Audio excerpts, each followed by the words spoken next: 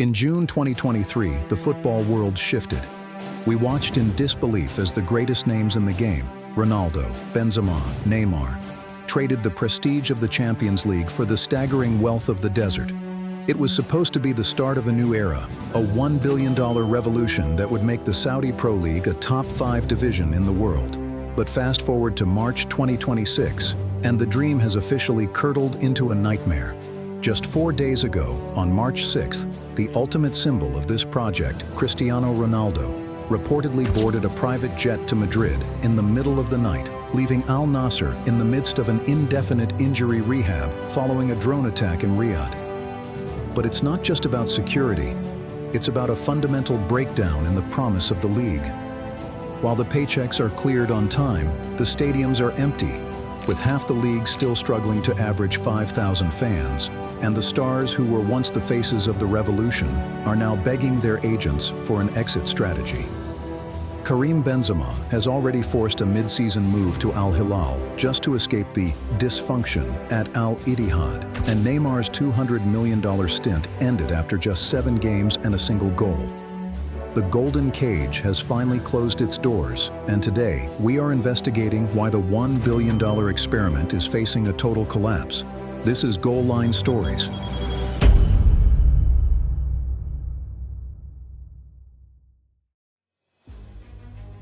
If you want to know why these stars are desperate to leave, you have to look at the paperwork. In early February 2026, the league's greatest asset, Cristiano Ronaldo, did something unthinkable. He went on strike.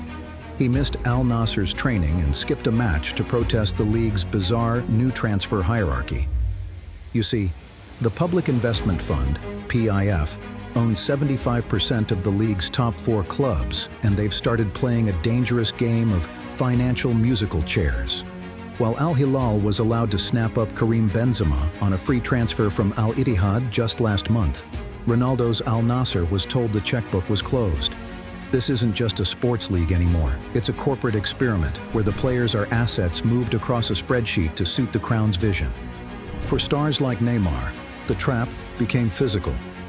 After an injury-plagued 18 months and only 7 games for Al Hilal, he finally cut his losses and returned to Santos in January 2025. But for those still there, the 2026 contract cliff is the real danger. Most of the original 2023 superstars signed 3-year deals that expire this June. If they don't sign an extension now, they risk being frozen out of the squad or taxed at a brutal 20% rate on their previously tax-free earnings if they leave early. Jordan Henderson was the first to realize the math didn't add up, fleeing to Ajax and then Brentford. But for the $200 million a year men like Ronaldo, the exit fee is a staggering $43 million. They came for the money, but they're staying because they literally cannot afford to leave. But the trap isn't just about money or contracts, it's about the soul of the game. For players who spent decades at Anfield, the Bernabeu, or the San Siro, the silence in Saudi Arabia is deafening. We were told the fans would come, but the data from the 2025/2026 season tells a different story.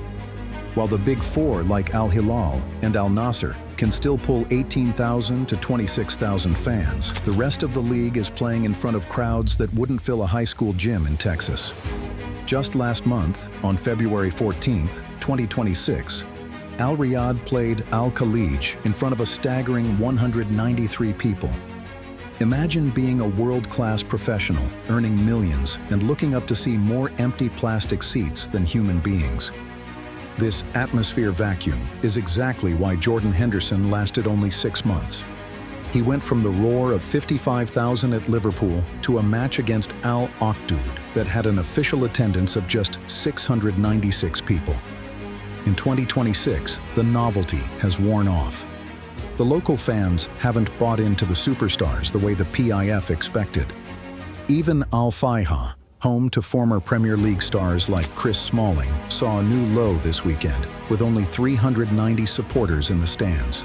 For a footballer, the stadium isn't just a workplace, it's an arena. And when the arena is empty, the $100 million paycheck starts to feel like a bribe to play in a ghost league. While the fans are disappearing, a much darker conflict is brewing behind the scenes. a total breakdown in trust between the superstars and their owners. In the Saudi Pro League, you aren't just playing for a club, you are an asset on a sovereign wealth fund's balance sheet.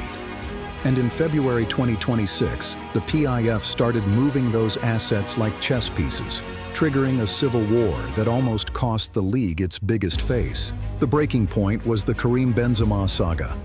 After months of tension at Al Ittihad, the PIF didn't just let him leave. They moved him to their favorite child, Al Hilal, on a massive 18-month deal. For Cristiano Ronaldo, this was a declaration of war. He sat out Al Nassr's matches against Al Riyadh and Al Ittihad in a direct protest, furious that the PIF was strengthening his biggest title rivals while leaving Al Nassr's checkbook closed. But Ronaldo's strike wasn't just about transfers, it was about dignity. Reports emerged that he was also fighting for the back-of-house staff, the physios, the drivers, and the kitmen, who had allegedly faced months of delayed wage payments while the stars were being flaunted in front of cameras. The league issued a chilling public warning, reminding Ronaldo that no individual determines decisions beyond their own club. But the damage was done. The image of a united, revolutionary league is dead. In its place is a fractured system where the players feel like they are being used for sports washing, while the very structure they were promised is crumbling under the weight of its own ego. As the 2026 World Cup in North America approaches, the Saudi trap is claiming its most high-profile victims, players who realize that playing in front of 200 people is a death sentence for their international careers. The exodus is no longer a rumor, it's a reality. In February 2026, the midfield engine of the revolution, N'Golo Kante, officially abandoned Al Ittihad. After a dramatic legal standoff and a direct intervention from FIFA to clear his registration, Kante fled back to Europe to join Fenerbahce. Why? Because at 34, he knows he only has one shot left at the French national team, and Didier Deschamps isn't looking at the Saudi desert for his starters. Kante isn't alone. Aymeric Laporte, the man who anchored Al Nassr's defense alongside Ronaldo, forced an emotional return to Athletic Bilbao just weeks ago, citing a spiritual need to return to his roots before the World Cup. Even Roberto Firmino, the Al Ahly captain who led them to a historic AFC Champions League title in 2025, has walked away. Despite being the MVP of Asia, Firmino was shockingly deregistered from the Saudi League squad just to make room for younger foreign imports, leaving him with no choice but to sign with Al Sadd in Qatar just to stay match fit. The message is clear. The money was life-changing, but the professional cost is becoming too high. In 2026, the Saudi Pro League is learning a bitter lesson. You can buy a player's time, but you cannot buy their ambition. With the summer transfer window approaching, reports suggest over 50 more European stars are now on a secret exit list, all looking for a way out before the World Cup kicks off. So what is the final verdict on the $1 billion experiment? As we stand in March 2026, the Saudi Pro League is no longer a sprint to the top. It's a slow, calculated recalibration.